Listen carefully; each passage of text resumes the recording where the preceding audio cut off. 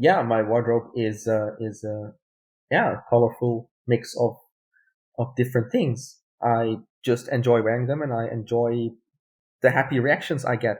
Apparently, it makes people happy seeing colors. So I'm, yeah, happy to do it.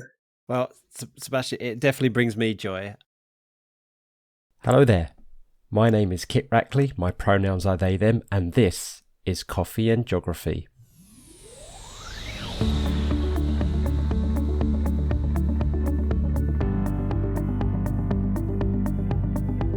The aim of the show is to get to know, explore, and celebrate the diverse and intersectional range of people on this rock we call home and their love and passions of it. We'll find out why guests identify as geographers, and if they don't exactly, we'll have fun exploring all the myriad of ways that connects their life to geography.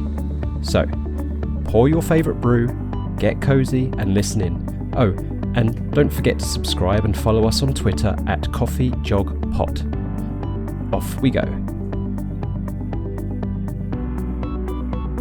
Hi everybody, welcome to Coffee and Geography. I'm speaking to someone who I've known for a fair while now. I've only met once, but the one thing I'll always remember is his charm and his very bright coloured shirts. Sebastian Sterl, it is absolutely lovely to see you. Lovely to see you too, Kit. Thank you for having me. To introduce you, Sebastian is a physicist by training, experienced as consultant and researcher in a range of fields. Now, get this, everybody. This is amazing. Listen to these fields: energy and climate policy, emissions modelling, Paris Agreement, renewable energy and solar, wind and hydro in particular, energy systems, renewable grid integration, energy meteorology, science, policy interface. Now, that's just incredible, right? And we're going to talk a bit about that a bit later. He works with international projects, mostly focusing in the Sub-Saharan African region, but also in South and Eastern Asia, Caribbean and Europe. Public speaker on the causes of the climate crisis, how it be remedied. But he's not just a workaholic. He likes to learn new languages, play guitar, does a bit of sports, particularly cycling, cricket and running. A good book, cooking, traveling, and is just a bit of a nerd, particularly with geography, history and physics. Yeah. Yeah, how do you get around to doing all that?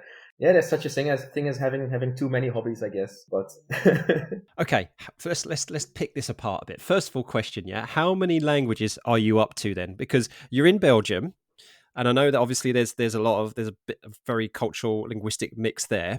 So perhaps if you start with what your main tongue is, and then kind of go on from there in your level of competency. yeah, absolutely. Okay, first of all, I should note. So last time we met, I was indeed still working in Belgium. By now, I'm actually working in Germany. That's a very recent thing. So I've taken up a new job there. I still have the affiliation in Belgium for a while, but yeah. So I was born and raised in the Netherlands. So I guess the language I'm best at is Dutch. But my family have a German background, so like German migration background. I'm also fluent in German. Then in school, I learned English and French as well. So those four, I guess, I speak fluently.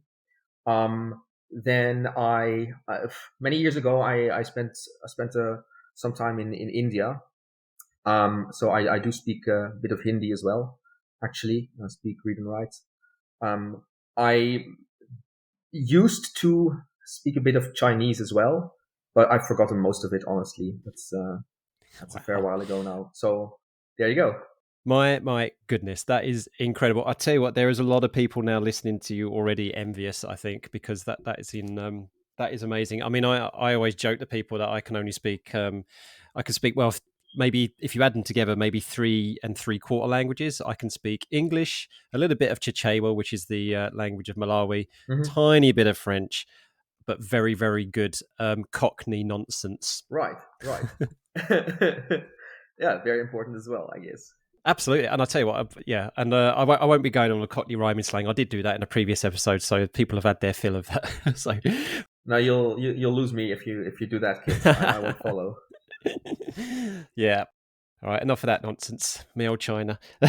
Right, so this podcast is called Coffee and Geography. So, but we talk about brews in general. So, what is your usual brew of choice, Sebastian? Look, it really depends on the time of day and on my mood. So during breakfast, I'll have a black tea with milk and sugar, typically. If I need refreshment, like after doing sports, I like a cold glass of apple juice, orange juice. If we're talking alcoholic drinks, I love good fruity Belgian beer. As you know, Belgium has the best beers in the world. I don't think anyone can really disagree with that. White wine from Portugal. Yeah, I guess those are the favorites. What about you, Kit? I must admit, I do miss a good Belgian beer at the and why not give them a shout out at the Belgian Monk in Norwich, Right? For example, they do amazing Belgian beers. And so, Sebastian, you ever come visit? I'll definitely have to take you to the Belgian Monk because it's a fabulous place. And when everything calms down, yeah, that sounds good. Yeah. So what is there a kind of like typical brand of that black tea you have? I mean, we've got our classic British ones over here. So what is it you have over there? It's just Earl Grey, I guess. That's very typical Earl here. Grey. Mainland Europe, I'd say. Yeah. Cool. Okay, so that's quite a few bits we got on there. So we go. Let's have a look at talking about your location. And so you say you're in Germany now, but you were in the was it the XL area of Brussels, I believe. Yes, correct. How long was you there for? For about 2.5 years. So I was working at the Free University of Brussels. Fun fact, there's 2 free universities of Brussels. One is Dutch speaking and the other one is French speaking. It's extremely Belgian. So I was working for the Dutch speaking one.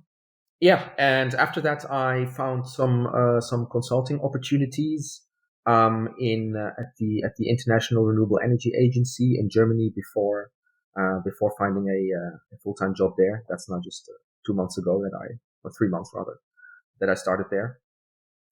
And what I was doing in Belgium was basically doing a PhD on some of the topics you mentioned, on renewables and their potential across Sub-Saharan Africa. So I hope to be defending that in 3 months from now, actually, more or less exactly 3 months. Wow. Well, very best of wishes with that, and we'll come back and talk about that in a little moment, because having kind of worked with you in a remote sense in my previous job, I was always fascinated by what we used to discuss and the kind of work and reading the work that you did, and I just can't wait for everybody to hear about that because it's just so fascinating. But just to come to your sense of place, then, so you say that you're from the Netherlands and yes. You've been in Belgium, you're in Germany now, you've been lots of places around the world. So I don't know if this is going to be a tricky question for you. It might be quite easy actually. But in terms of your sense of identity then, how has all these places formed your sense of identity? So for example, is there a piece of Brussels that you now will carry around for the rest of your life has formed your part of identity? Is the Dutch in you very, very strong? Or is there any place in Sub-Saharan Africa? Tell us, Sebastian, how has your identity been formed by the places you've been, the places you've lived? Oh, Kit, thank you very much for the question. That's a tough one, eh? It's not a tough one per se. It's tough to put my finger on these things, I guess. So, okay, let me say, I guess having grown up in a bicultural family, I should say, sort of Dutch and German. I guess in terms of identity, we were always kind of used to a certain fluidity in there, like not having one rigid identity, but depending on who you talk to or the place you're in, that, you speak a different language, or you eat different food and things like that. I don't really consciously think about these things, but obviously, like I mean, going to different places. I'm sure you've had the same thing when going to. You spent time in Malawi, haven't you? Yep. A good amount of time there. Yeah. You just kind of end up. I mean, some things you appreciate, some things you don't, and that's the same with your home country. And I guess you just end up taking the best of everything. No, try to combine a bit the best of all the places you've been, and then, in the end, you might be as direct as a Dutch person. You might sip your tea like an English person. You might have the hospitality of Burkina Faso, and you might, you might eat your dinner as late as a Spaniard. I don't know. You just combine different things, and it's something that happens gradual. No. The hospitality of Burkina Faso. Okay, can you tell? Yes, have you got a particular story or kind of memory from being out there that made you think, "Wow, these people are very, very good hosts"? I mean, across where I've been in West Africa, I've always experienced extremely good hospitality. So that was just the first country that popped into my mind. I could have substituted it for Senegal or so. But while we're on the topic, Burkina Faso is an absolutely fascinating country. The name Burkina Faso actually means the land of honest people. I think that's just a wickedly awesome name for a country to have. And it's a very, very nice place, very nice people. Unfortunately, suffered from some instability in recent times, but it's a really, really fascinating place. I've been twice, and should be more on people's radar. I feel it really deserves to be better known. We have to then segue that into kind of the work that you do, because it is so fascinating. Thank you, Kit. Now, one of the reasons why I chose to do this podcast, even just as a hobby, but it's turned out to be something so much more, which is amazing, is to not just get to know people and whatnot, but also to dispel misconceptions and myths. Well, that's been a kind of like a side effect, a pleasant side effect of this podcast. So when people think of Sub-Saharan Africa, they don't go for renewable energy as one of the first things that pop into their head. I think that will be surprising to a lot of people. So, well, first of all, if people say to you, "Crikey, I didn't realise that they do this kind of amount of stuff," or this, so renewable energy is not the first thing I think of when I think of Sub-Saharan Africa. What would you first say to those people who are shocked or surprised that you do this kind of work in that location? What would I first say? Gosh, the difference between let's say Europe and Sub-Saharan Africa in terms of energy planning is quite a fascinating one, if you ask me. So in Europe, we've got adequate large-scale electricity grids that support large-scale industry, households, and so on and so forth. And we're trying to kind of wean those electricity systems off fossil fuels, aren't we? To combat climate change.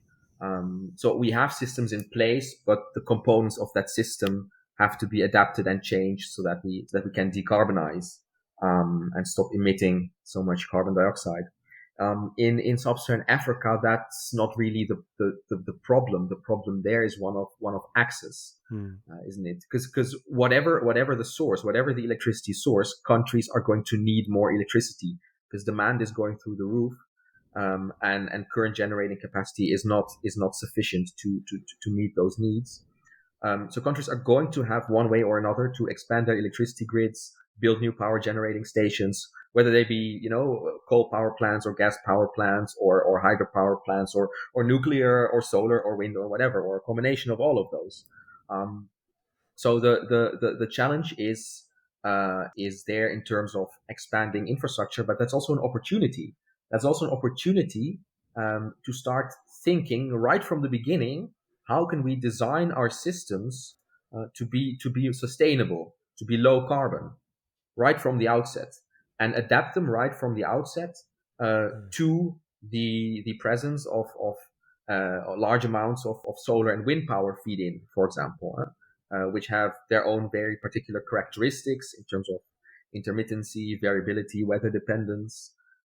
That require their own solutions, and this opportunity to start thinking about that right from the start is an opportunity that Europe has never had, I would say. So it's a challenge, but it's at the same time, like every challenge, also an opportunity. The potential for renewable energy, renewable electricity generation, in particular across Africa, is massive, of course. I mean, the sunshine is everywhere. There are some excellent wind resource pockets as well. Across the continent, hydropower is already a well-established resource. You've also got biomass. You've got geothermal in the East African Rift. You've got pretty much everything. I tell you, because one of the things that really amazed me, both not just when I went to Malawi in 2013, but also South Africa in 2003, even that long ago, was how in the most disconnected places, in where you say access is a problem. Well, I was originally surprised, but then when I thought about it with my geographical kind of head on, I thought actually it makes total sense, and that is the number of people actually carrying around a mobile phone, a cell phone. So in 2003, it was the very, very like basic kind of things that some maybe the village elder had one, or the leader of the village had one. Mm-hmm. But when I got to Malawi in 2013, almost every single person in the rural parts of Malawi had a mobile phone. Yeah. And quite a few of them were smartphones as well. because what had happened is that they had completely bypassed the whole, connectivity through landlines and through putting in cables and all that infrastructure, because that was just not possible. But it was so much easier to just go straight for the whole wireless connectivity. And I just found that fascinating. Yeah, absolutely, absolutely. So maybe some of the more polluting parts of power generation that we've had in Europe and that we've benefited from in Europe over the past decades could be, I mean, leapfrogged is the fancy term that people use, could be avoided in that way as well, if we do it right, if we plan it right. You've been to that part of the world quite a few times then. Is there a particular project or person you've worked with out in that part of the world where you just think, people would really, really need to hear more about this kind of work that these people are doing, because we just need to smash this whole idea that people in Sub-Saharan Africa and all those kind of things, like, just can't do anything without support, can't, because they don't have the know-how and whatever. So have you got a particular kind of maybe example of a project or a person or a group that you've worked with which just completely blows that misconception out the water because they are on it? I mean, first of all, I'd say that there is already quite a fair bit of positive news out there. If you read the papers, at least from the press that I read, there's a fair bit of news about new projects, innovative projects, new solar parks, wind parks, etc. Across Africa. They do tend to make the news, and in quite positive ways as well, I'd say. So there is attention to what's happening across Africa. That was maybe not the case 10 years ago, at least in terms of renewable energy, modern renewable energy like solar and wind power. That has a lot to do with the costs of those technologies. They've just become a lot cheaper in recent years, more affordable. But there's a couple of recent projects that I think are very inspirational. I think I haven't worked with this one on a personal basis, but I've studied the characteristics quite a bit. The Lake Turkana wind power farm in Kenya, in the north of Kenya, is a fascinating project. It's located in a unique area with extremely high and extremely constant wind speeds. It's basically you can imagine it as like a gap in the East African Rift, so a gap between the mountains, which basically acts as a funnel, and the wind coming from the Indian Ocean is just concentrated into that funnel. Nice. And blows pretty much year round, always same direction, very constant speeds. And it's got one of the largest wind farms on the African continent now, connected to the Kenyan grid since a while as well. It's a fascinating project, just purely from I'm a physicist by background, as you said. From a physics point of view, it's an absolutely fascinating project, and it's really interesting to look at maps of wind speed across Kenya, how they differ by region, and how these particular conditions just all come together there in the Turkana Valley. It's a fascinating one. But there's many other examples now. The South African utilities started to put out tenders for solar plus storage projects. Senegal has recently inaugurated a big wind farm along the Atlantic coast. They're now seeking to add storage to that. Various countries are trying to experiment with floating solar PV on existing hydropower reservoirs. There's a lot happening, kids. Many things across the entire continent. A lot of things are going to change in the next 10 years. I'm really excited to see where we'll be in 10 years from now.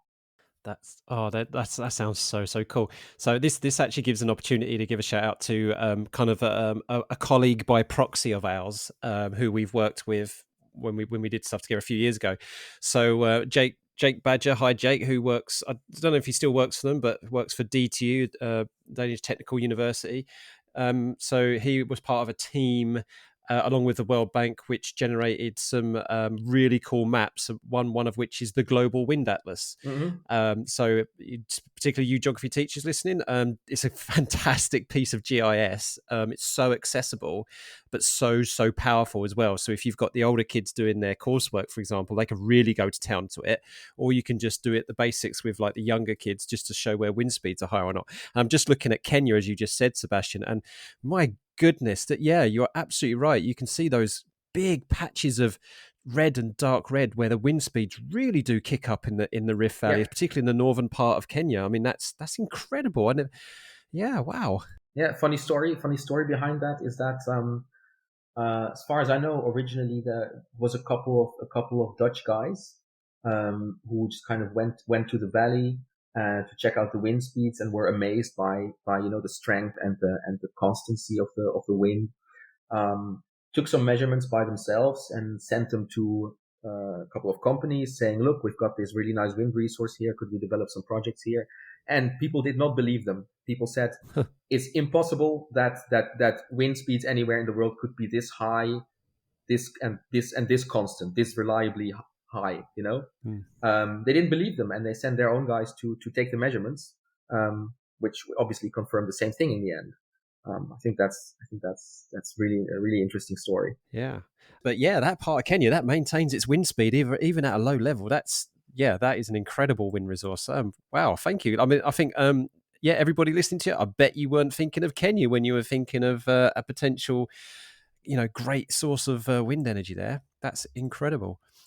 I was going to leave this till later, but I'm definitely going to bring it up now. And we're going to do a little feature called Jog Your Memory. And what Jog Your Memory is that we talk about a momentous or noteworthy geographical event. It could be a big event, or it could be due to a single person or whatnot. And we talk about it, Sebastian, and then you've got to have a guess when this took place. And I've chosen something which is right up your street. And that is the story, and people might have heard of this, and if they haven't, they need to either read the book or watch the movie, and that is The Boy Who Harnessed the Wind. So this is the story of William Kamkwamba, and the movie was... but the movie features Chiwetel Ejiofor, which is absolutely, he's a fantastic actor. I love him. But this is a fantastic story. So Sebastian, you said that you've seen the movie. So for people who do not know this story, who have not seen the movie or read the book, can you give us like just a brief synopsis about what it's all about and why this story is very noteworthy? Yeah. So from what I remember, it's about 2 years ago, I think, that I watched the movie, but there's this boy in his village in Malawi, and it's a community of farmers basically, and they suffer from periodic droughts, and this one boy who's extremely clever for his age tries to think of ways to help their family bridge the dry periods, and he comes up with a way of pumping groundwater up using the wind. So using small wind turbines, basically small windmills, to help pump up the water from the ground and sustain the crops even in dry periods, sustain the fields. And people initially don't really believe in his ideas and say, tell him to spend his time in better ways. But eventually, I think it's with the help of one of his teachers. I don't remember exactly. It's a bit blurry in my memory, but he does end up building a prototype, proof of concept, the whole thing, showing that this works. Yeah, it's I won't say more because I don't remember, and also spoilers. but it's a very nice movie. I really enjoyed it. And I haven't read the book, unfortunately. Yeah. Maybe it's probably even better. In all fairness, you know what? If it's a real life story, is it? Do you really give spoilers if it's a real life story? I mean, but I love. No, not really. So you know what? Okay, spoilers, everybody, because even though it's real life. So Sebastian pretty much got it spot on there. So it was basically he formed a prototype out of blue gum trees, bicycle parts, materials collected at a local scrapyard. And I think, so this might give you a bit of a ballpark about when this took place, but I think he was 14 years of age when he built this prototype, I think. Which is absolutely incredible. And you mentioned about the drought and the famine, and apparently that caused him to drop out of school. So he was really, really, you know, and as you say, there was that pressure, as we know, that education is so valued. You know, they were saying, well, you've got to get back into your studies, but he took the opportunity to build this wind turbine. And since then, apparently, he says he's built a solar powered water pump that supplies the first drinking water in his village, and 2 other wind turbines, which the tallest is 39 feet, 12 meters. And he's planning 2 more, including one in Lilongwe, which is, of course, the capital of Malawi. So he gave a TED talk in 2007 as well. So that's worth watching. Right. Okay, Sebastian, what year do you think William constructed his first prototype wind turbine? Can you have a guess? Oh, so multiple choice, is it, huh? I would... I ain't going to give him multiple choice. The only thing I'll say is that he's slightly younger than us. Well, he's about younger than me anyway. I guess somewhere beginning of the 90s, that'd be my guess. Maybe 94? If it was 94, he would have been 7, 8 years old. So it was actually 2001. 2001. I see. So you're in the right era. Yeah. No, that's it. Yeah, 2001 that happened. And the movie came out. He gave his TED talk in 2007. And the movie featuring EGR4 was in 2019. I didn't realize it was that recent, 2019. So right. Only a couple of years ago. Yeah. Right. Okay. So I'm gonna Okay, but I'm gonna carry on with this quizzing now. Yes. Right? Yes. No worries. Because you're gonna spill the beans now. You claim that as and I'm in the same boat as you here, because I was exactly the same when I was a kid. As a 10-year-old kid, you learn all the countries, capitals, and flags of the world by heart. Yes. And you still know most of them. Yes. Which makes you an asset to any pub quiz team. Yes. I would make that claim as well. I think me and you would definitely nail it between us. But I've got to quiz you. I've got to quiz you. I can't let you go. Go ahead. Good. Yeah. Right. So this is where I cue the quiz music. Some nice jazz. Right. So, okay. Some of these are going to be all right. Let's ramp it up. Let's start with something relatively easy, right? Yeah. Okay. Now, of course, because this is a podcast, I can't show you a flag. Right. That would be beside the point. So, everybody, what's this flag? It's not going to work. No. Right. Let's start off with a relatively simple one. So, what is the most common colour on a world flag? On world flags, what's the most common colour on world flags? Oof. I can give you multiple choice to start with, Yeah. if you prefer. Go ahead. Yeah. Is it red? Is it white? Or is it yellow? Do we mean common as in number of appearances or as in area of flags covered? Yeah.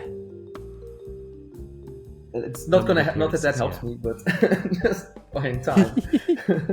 I'm gonna go with red. Yep, it is red indeed. Well done. Nice. Right, so 1 out of 1 so far. Okay. Next one. So what do the 13 stripes on the United States flag represent?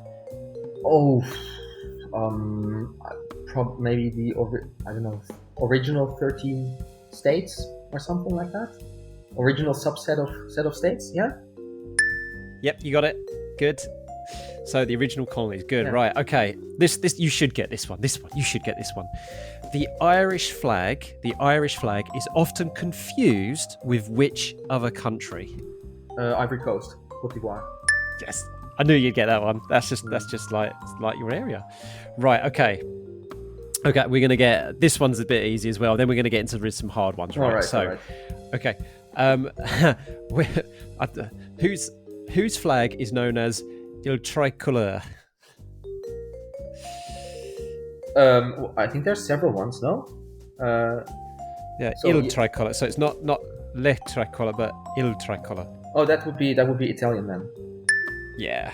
Right. Okay. Right. I'm going to ramp this up now. You're doing well. Which country's flag contains an image of the country?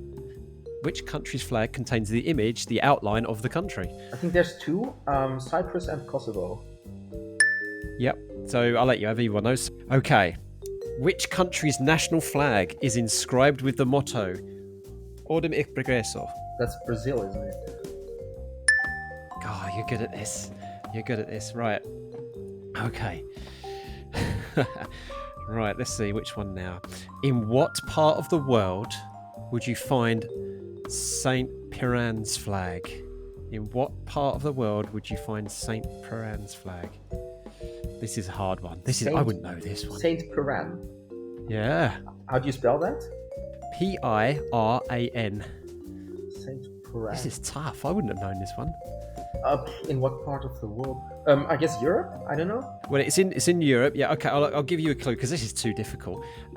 It's actually a part of the United Kingdom, so not one of the countries, but an even smaller geographical area. So I'll give you a clue. Right? Which geographical area / county of England would prefer to be independent?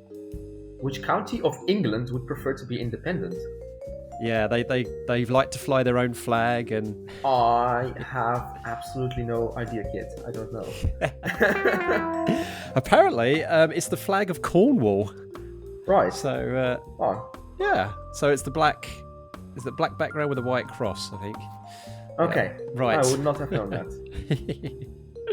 Right. Okay.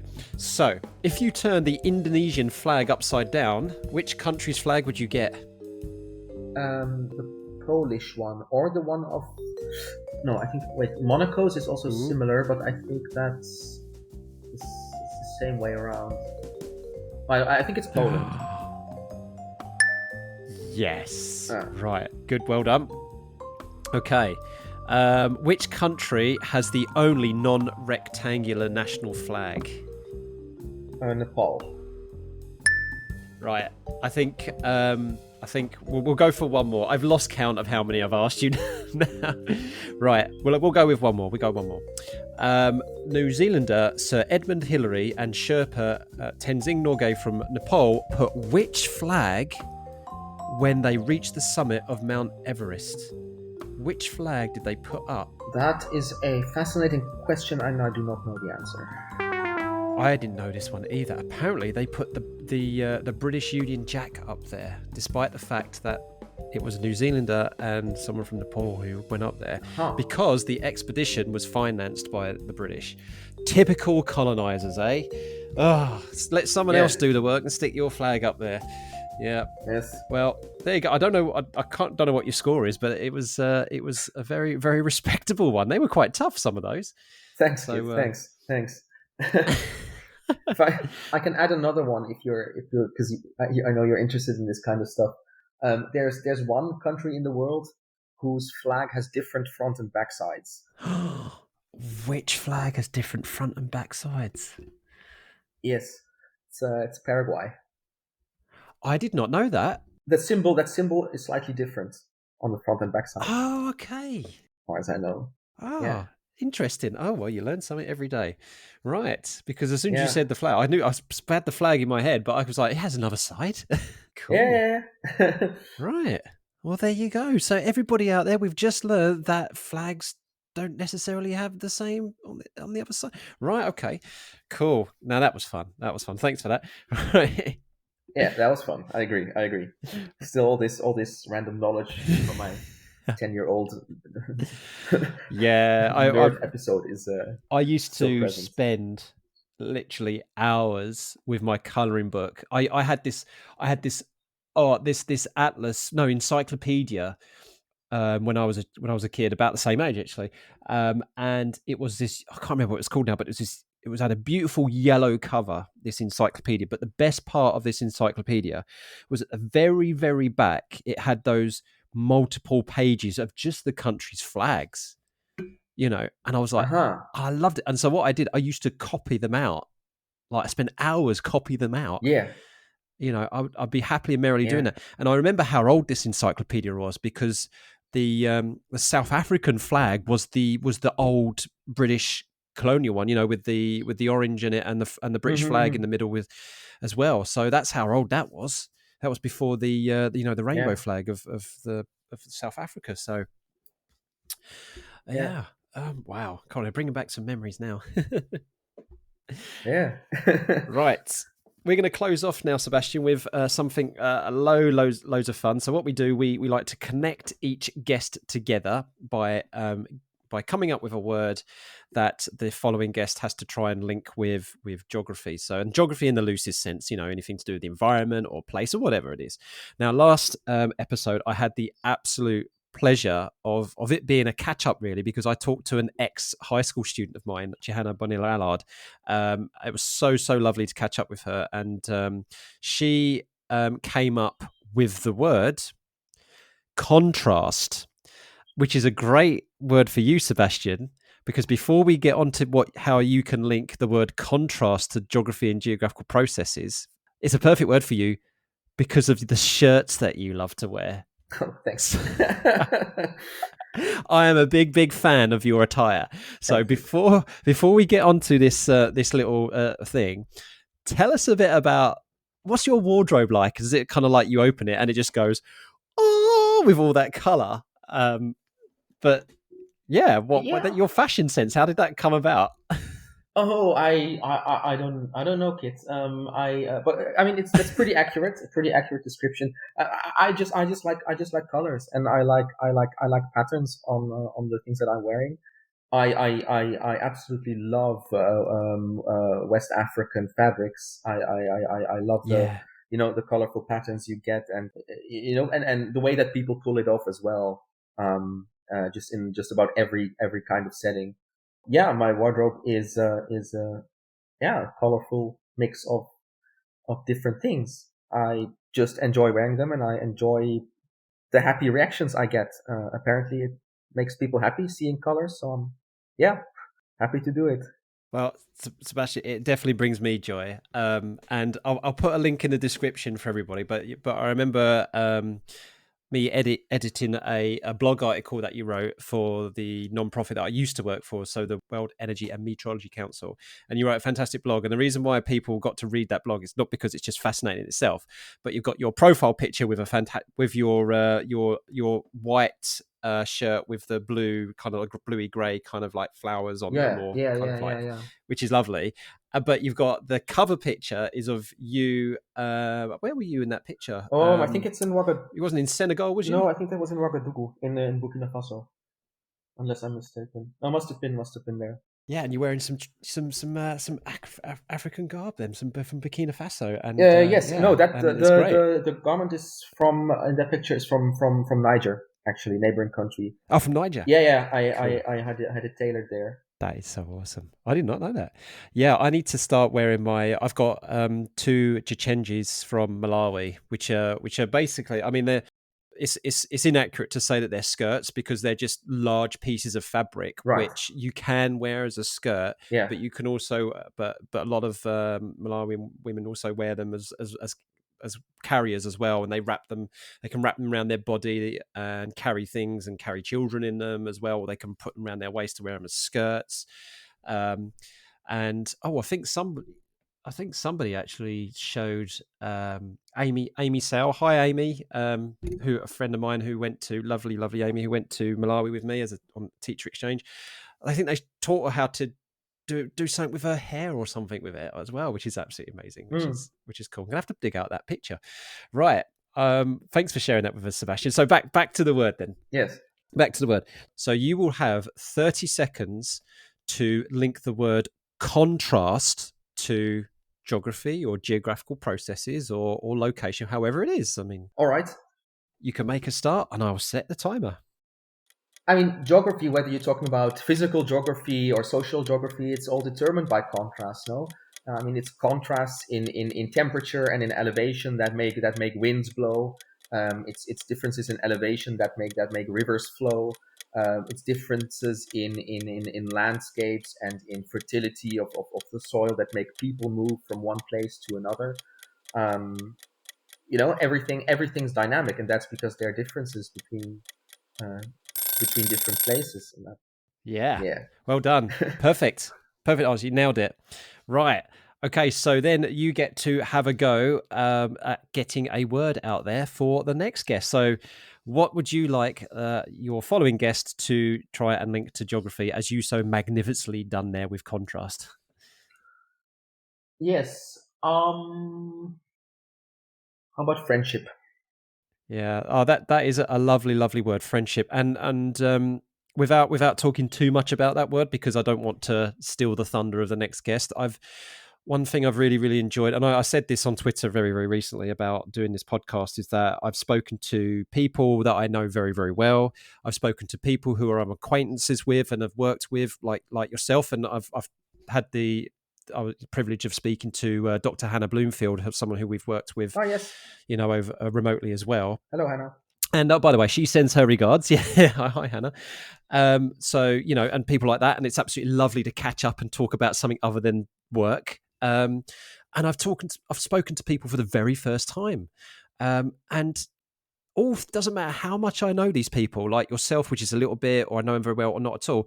I just get this feeling of friendship anyway. And it's lovely. It is absolutely, and every time I talk to people on this podcast, I just get that warm glow at the end of it. And I'm getting that right now, Sebastian, because I've always enjoyed working with you and speaking to you, and you're a fascinating person. And I have to say, I've really enjoyed catching up with you as well, since the last time we talked was quite a while ago now. Well, thank you very much, Kit. I appreciate that. But you're a lovely person as well, with an extremely calm and soothing voice that I think everybody likes to listen to. So if people want to get to know more about your work, or maybe ask you about your wardrobe and your shirts, how can they find you on social media? Right. So I'm on Twitter and on LinkedIn. It's just my first name, last name, Sebastian Sterl. You'll be able to find me easily. Yep. Yeah. Awesome. And finally, is there anybody out there who may be listening, or you're going to encourage to listen, who you'd like to say hi to? Hi there, Melissa. I know that you asked to get the link to this podcast, so here you go. I hope you enjoy it, and hope you're not too intimidated by the nerdiness of it all. Proud to be a nerd. Sebastian, this has been absolutely delightful. It's been so lovely to speak to you, and it really does bring back lovely memories of us just having a lovely chat when we were both in Denmark a couple of years ago. Yes. And I hope we do keep in touch, and the very best of luck on defending your PhD, and I'm sure you're going to smash it. Thank you very much, kids. I wish you all the best with this podcast. Thank you so much for having me. Lovely talking to you, and we'll definitely keep in touch and meet again.